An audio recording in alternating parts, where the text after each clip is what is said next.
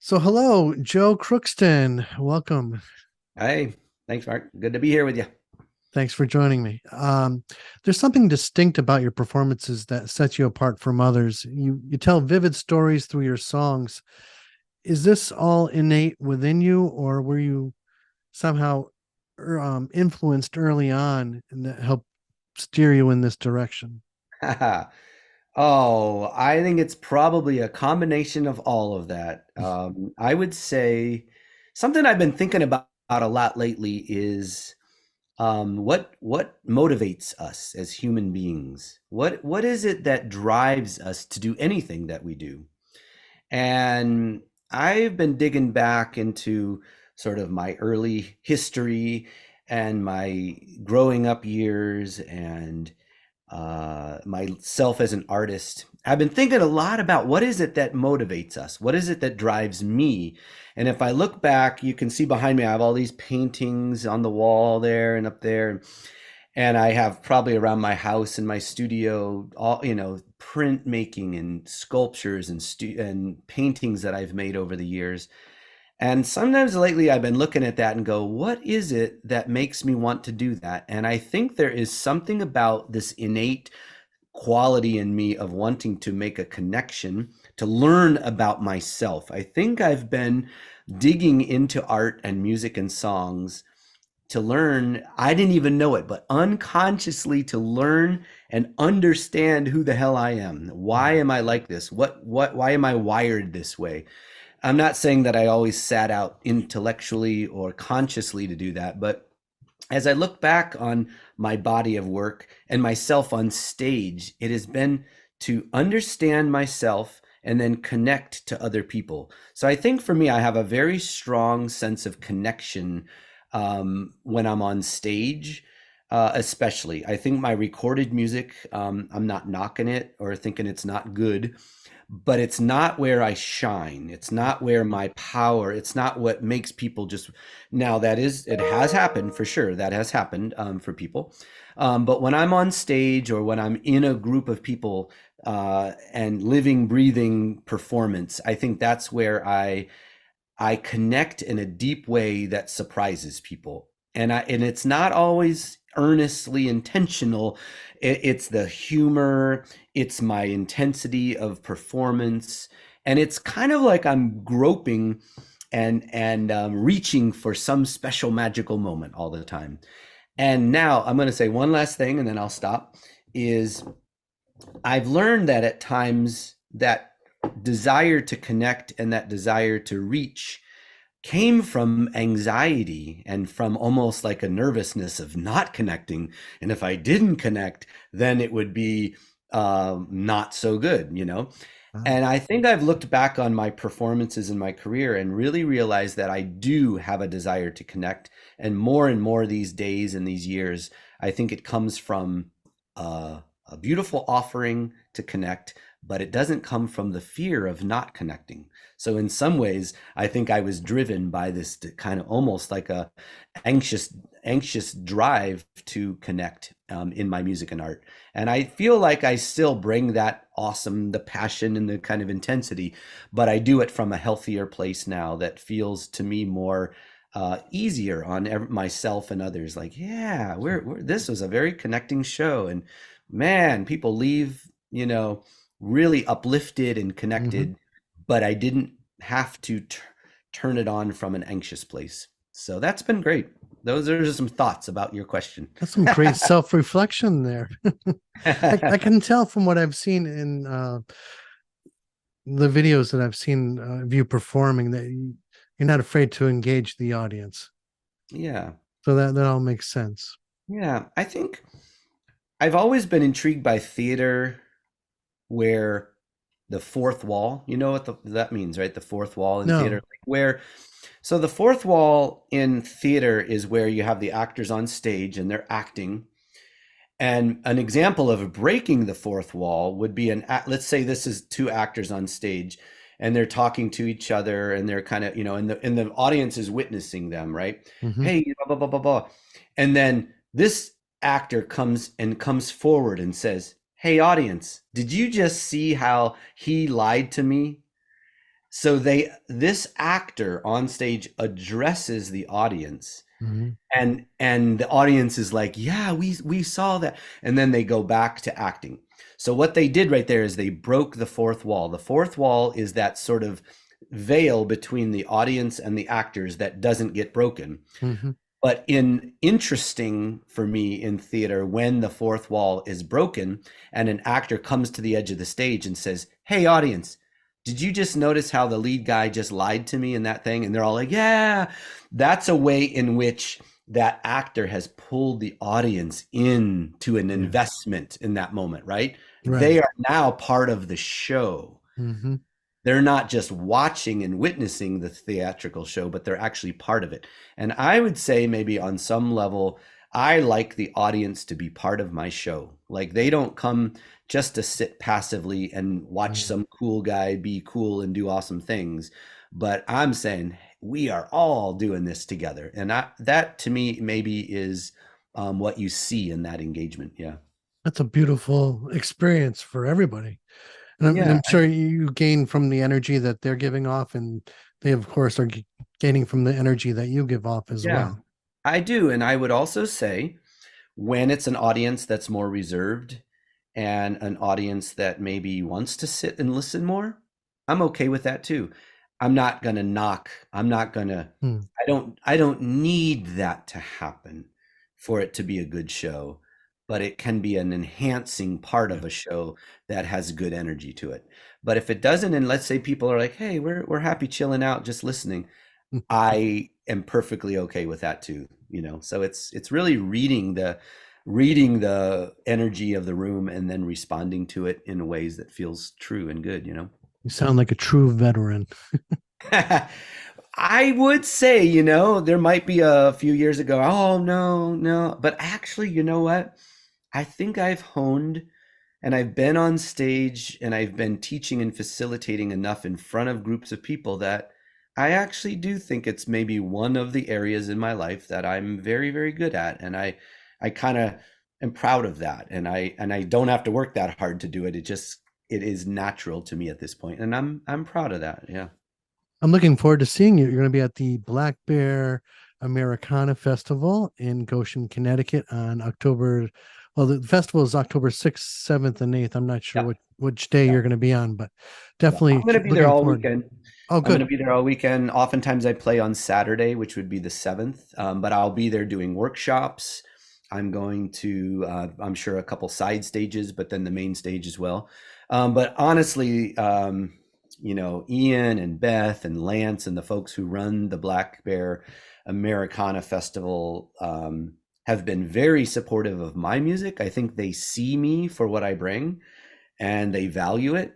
And I also feel like I see them for their good heart and good spirit. And from the first festival, we've just had a great working relationship, and I believe in who they are. I believe in what they're doing Mm. on a real level, and for them to keep bringing me back and highlighting me is something that I definitely would say I bring my best and I want my best for this festival for sure. So if you haven't been there, if you're not on the fence, it's amazing. They got big barrels, 50-gallon barrels with fires in them, and they got a big bonfire and great food and beer, and it's beautiful October way to spend the weekend. So I would encourage you to come. I was last year was my first year at the Black Bear Festival, and like you said, it's in early October. It's a little chilly. They've got the fire barrels, which is really Yeah, cool. You can go huddle around and start talking to other people there that are there. And just I remember the vivid images of the rolling hills and all the leaves changing, and it was just so beautiful, yeah. idyllic. And so you've been living in upstate New York recently, right? Yeah, I live in Ithaca, New York, Cornell University there, and in central New York. Yeah, I've been here for about 18 years. I love it. I love this area. It's a great place to tour from as well, like 6, 7 hours. I mean, I travel all over, but there's a Mm. large radius around me that I can go play lots of shows, like the Black Bear Festival. It takes me 4.5 hours to get there, and it's a great central place, but it's very rural, college town, a lot of fiddle music, a lot of creative artists. I live at an eco village here, on a couple acres of, 200 acres of land, and I live with a community. So I like coming back home after I go on tour, you know. And with that said, the last 2 or 3 years have been a little rough in terms of traveling and all the shows, and so for me to get out there right now and to be traveling more has been really good for me, and good for me to, I did some healing during this time. I've done some Mhm.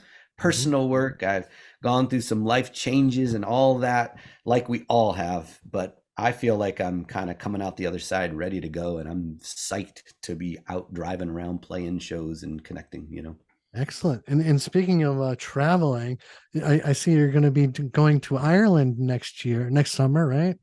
Yep. I just Yeah. got back about 10 days ago from Ireland, and Wow. I go every year, maybe for the last 13 years now. I take about 24 people over, just like yourself, and we all fly over and we get a bus, and it's very organized, and we go up and down the west coast of Ireland, and we go to pubs and music and history and culture and learn about the famine and have great jam sessions. And so it's pretty much just 24 music fans, people who love music and culture and travel, and they come with me and we just have a blast. So I've been doing that 13 years now.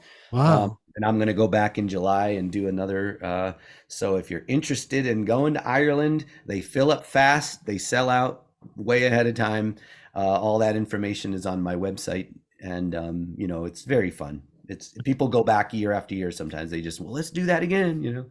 Sounds like an amazing experience. Yeah, for I sure. like, here's the thing. I like being on stage. I like performing, but I'm a rare artist, I think, who I really enjoy being with a group of people for 10 days, and getting to know them and having conversations and laughing and being just kind of like, I'm not better than people. I'm not elevated on this, that kind of thing. So Hmm.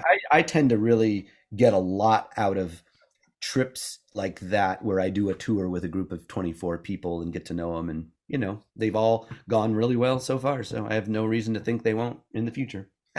Excellent. I've only been listening to your music for a couple of days now, and I gotta say, when I heard Mercy Now, it just resonated with my soul so well, and it had that familiar feeling. I honestly thought I was listening to you doing a cover of an old folk tune from the 60s. Can you tell me a little bit about what That this song means to you? I would say that it is a Mary Gauthier song. Mary Gauthier wrote it, and the reason I was attracted to it, because it was like a three chords and the truth, one of those songs. I recorded that song, I think, in 2011. Now, maybe, yeah, about 2011. Um, so that song, what I would say is, I'm out there singing liberals, Republicans, Buddhists, Christians, all of it, right? So you take Mhm. all these different people, and you have the division in our country that's so terrible. And at the same time, what I notice is that people come to my shows, and they'll come up to me and say, "Oh, Joe, I can tell you're a Buddhist," you know. "Oh, thank you very much." And the next person will come up and say, "Oh, I can tell you're a Christian." "Oh, thanks so much." And the next person comes up, "Oh, I can tell you're a pagan hippie liberal." "Oh, thanks so much."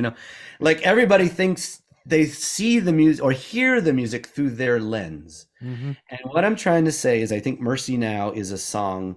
If you take that Venn diagram of all those circles, somewhere in the middle, there's just human beings and a human experience. And it's not Republican and Democrat and Christian and whatever. It's just human. And I would say that probably that song means to me is, it's a great example of a human song that does not divide us into parts. And I think that that's extremely valuable right now in our world. Yes. And I'm not approaching that from a place of afraid to have an opinion, Mhm. but I think there's power in these songs that connect people right now, and not in that typical sweet folk festival way, but in a way that really is speaking to the middle of that Venn diagram where we intersect, and we do. And more of that in our world, the better right now, because Absolutely. knows we know all the stories of dividedness. So I've never been really drawn to getting on stage and preaching as a political artist. Yeah, here's what, oh yeah, I'm a left wing, oh, boom, boom, I'm going to say my thing. I'm not saying that's wrong or that people shouldn't do that if that's what they're called to do. Mm. But my power is finding that place in the middle where we intersect and really fiercely go in there. I And like that's that. what I believe in. Great. How about another song that sticks out? Hopefully you wrote this one, "Fall Down as the Rain." Yeah, Fall Down That's is the that's an amazing song Yeah, too. thank you so much. Yeah, that's a song I wrote probably 18 years ago now. Wow. Um, maybe more, maybe 20. And I would say I've played it at almost every show I've ever played. It's been covered by gospel choirs. And I was actually in Ireland about 8 years ago at a pub, and people were going around singing songs. And some guy said, "Oh, I learned this traditional, folk song. I'd like to sing it." And he sang "Fall Down as the Rain," and I was there in the Uh, pub. I said, actually, I wrote that. But that to me is like what you were saying about Mercy Now, the sense that this song is very timeless and could be almost connected as a traditional song, mm, uh, has meant a lot to me. Also, "Fall Down as the Rain," die, go to heaven, come down as rain, come up as goldenrod.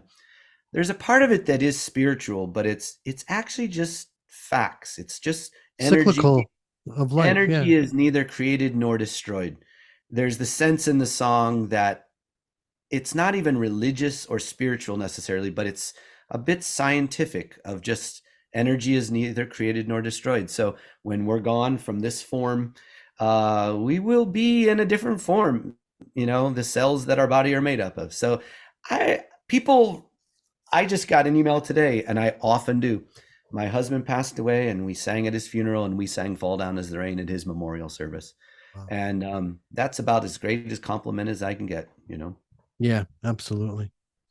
So kind of staying on this vein. So when you saw someone else covering your song, did you actually talk to him? Yeah, yeah. And so, no, Was he surprised? He was like, "Wow." yeah, I was definitely a little bit one of those moments. I was like, yeah, oh, oh, you know. So that's always great. Yeah. So I'm excited about playing. Black Bear is Yeah. such a great organized festival. They get a great lineup. The sound system and the power station who does all the sound is just phenomenal. So that's very cool to be able to be part of a really well organized, well presented festival in a classy way. And Yeah. I'm psyched to be part of it. I Are you was going to be there again this year? Yes, I am. I was very impressed last year, and that's why I Good. reached out and wanted to help promote the festival and doing all these interviews with Yeah. all the artists. Good. Good. Do you have I know you have to go, but do you have time for a quick game? Yeah.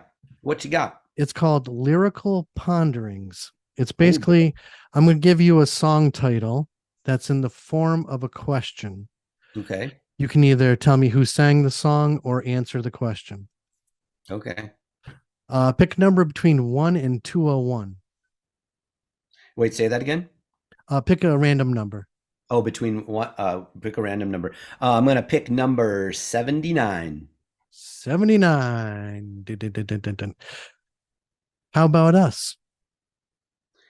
How about us meet up at Black Bear and have like beer if you drink beer, or maybe some hard cider, or maybe just a good conversation. How about us meet up at Black Bear, find me by one of those barrels, and we're gonna have us a great conversation Deal.